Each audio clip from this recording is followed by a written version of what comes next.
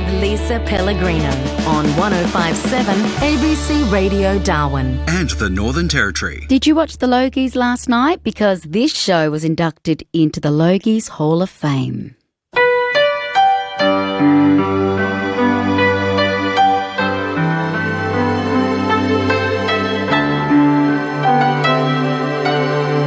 A country practice. It hasn't been on your screens for over 30 years, but it has still got a really important part in people's hearts. It's wedged itself right in there. And one of the people who love it very much, maybe it's you included, is Cheryl Robinson, the social media producer on a country podcast. It's a podcast that shares nostalgia and trivia from the show and is a self-confessed a country practice tragic. She's also got one of the best brains of knowledge of why this show is so good. Hello, Shez. Hi, Lisa. How are you going? Now, I don't know how you're going to take this, but I've only ever seen 3 episodes in my life of a country practice, and I was a kid when it was on TV. Well, that's all right. 3 is better than none. And to be honest, Lisa, I only really got into it. I was born in 1981, so I predated the show by just a few months myself. But I only got into it during COVID, when we were having lockdowns and looking for something to watch on the telly. And really, I've got to give a shout out to my husband because he was the one who suggested we watch it. Yeah. So was he a country practice? A tragic, was he, or did you just decide? No, he was not a country practice tragic. In fact, he constantly is telling us how his family never had a TV when he was a kid. Sob story. Yes, so, he just said, why don't we watch that, in COVID times. I'm sorry, but that is a very random show to say, let's binge watch. It absolutely is. It might have been we didn't have enough money to buy a whole lot of streamers, so we got stuck with 7+, but I'm very glad we did. Okay, so some people might already be a convert for a country practice, or there might be people like me that need to know, why is it so good? What is it about the show? Absolutely. It's just what I found about it is just so comfortably 80s. So if you are from that era, or if you want to look back on that era, it's a great sort of microcosm of what that time was about. And even though I didn't watch it as a kid, the characters were so well known that they were everywhere.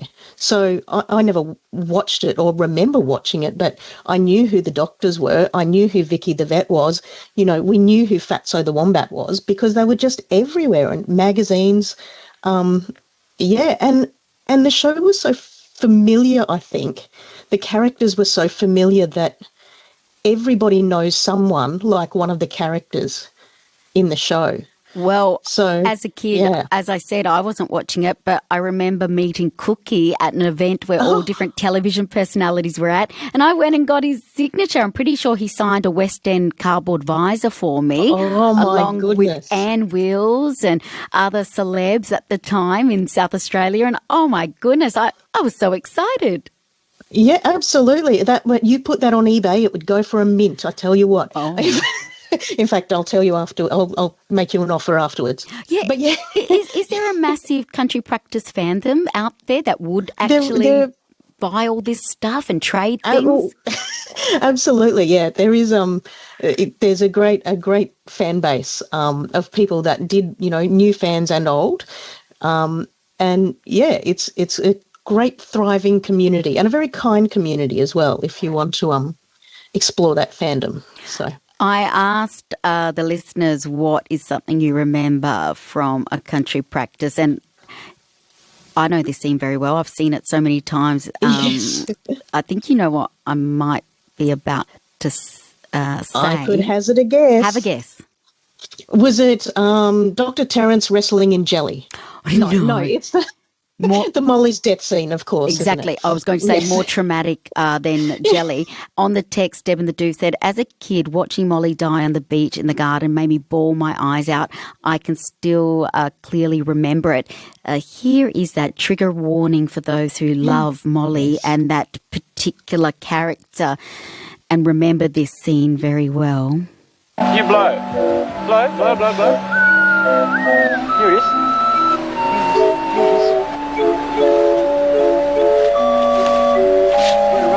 Hang on. Quick, quick, quick, quick, quick, quick, quick, quick, quick, quick,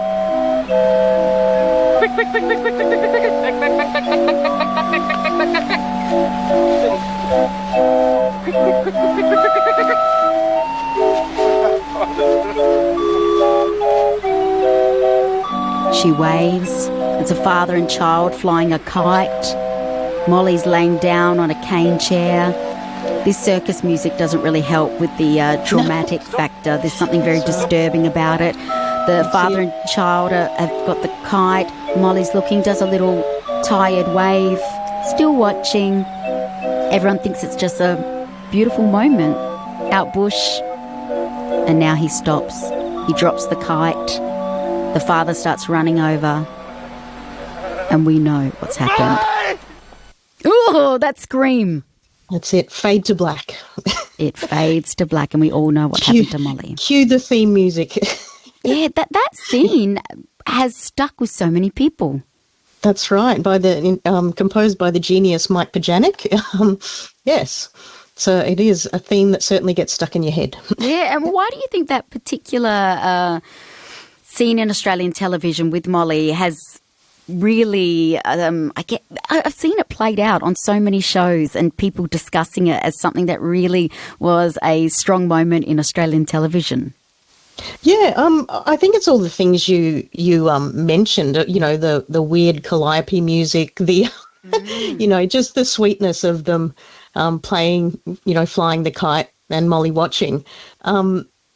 Yeah, I'm very glad that I was not watching at the time when I was probably 4 years old or something, to be traumatized for the rest of my life, because a lot of the fans, of course, do still cry and get emotional when that scene comes on the telly.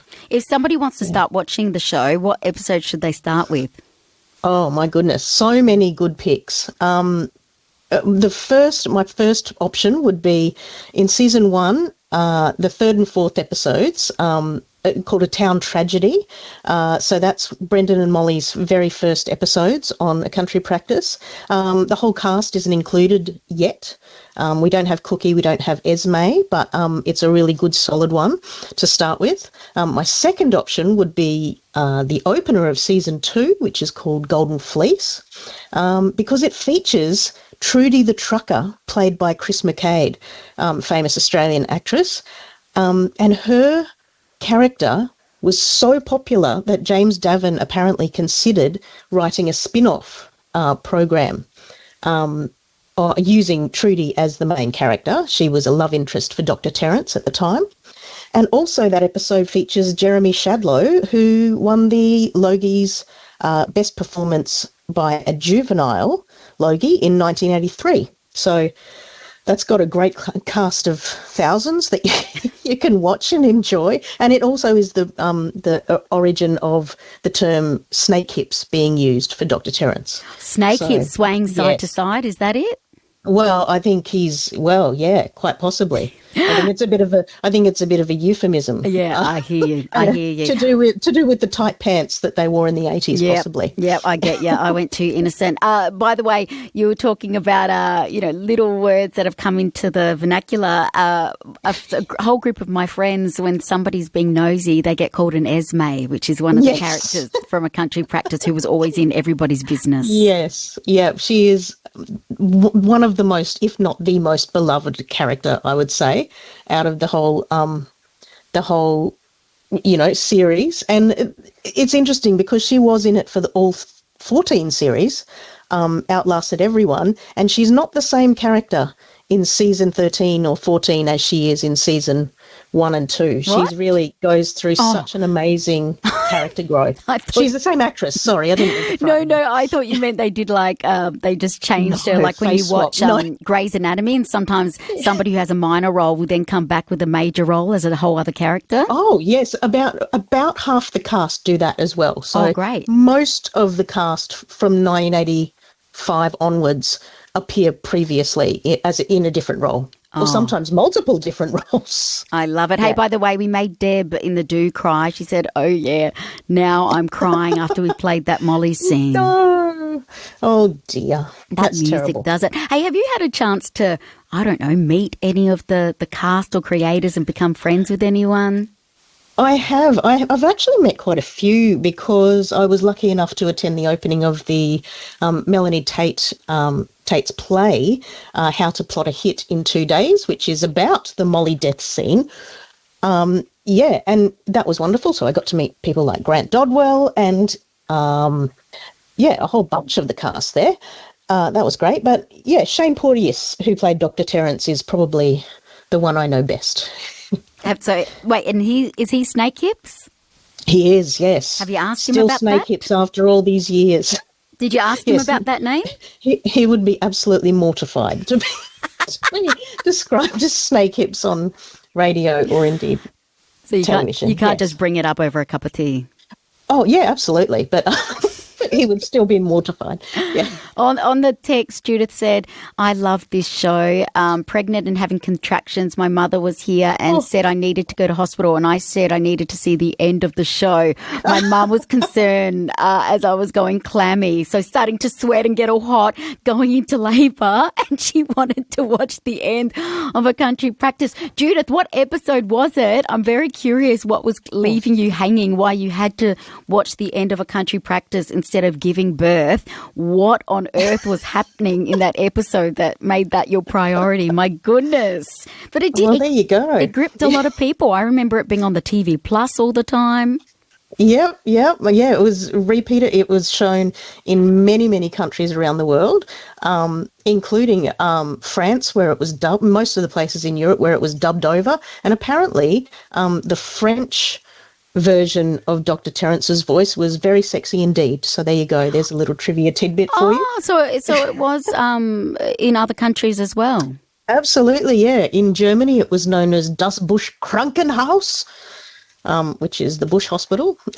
But yeah, it's definitely shown in many, many countries. I love the merch that came out with a lot of shows from the 80s. Is there some pretty cool merch that goes along with A Country Practice?